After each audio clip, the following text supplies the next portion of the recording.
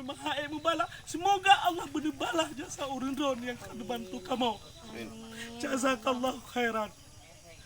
Jika tu kamu lagi maaf tu kekurangan kamu mungkin waktu nejak mak kamu nyok yang nuduh. Kamu memang belakangannya sering padum-padum ke banjir yang kau lihat. Kamu selalu mempegang pemerintah Aceh Timur. Kamu kan Indomie yang kamu lagi.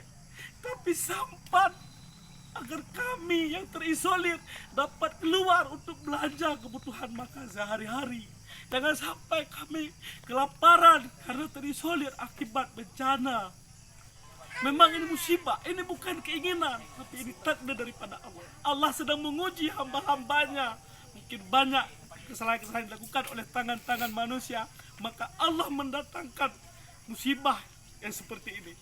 Tapi yakinlah, dengan adanya musibah kecil, Allah tidak akan memberikan musibah yang lebih besar daripada ini.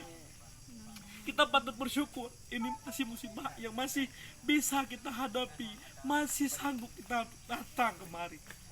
Bagaimana kalau musibah yang lebih besar datang menimpa kita? Nauzubillahi min zalik. Semoga Allah selalu melimpahkan rahmat dan hidayahnya kepada Bambandum urang Aceh yang na bansigom Acehnya. Akhirul kalam wabillahi taufiq wal hidayah.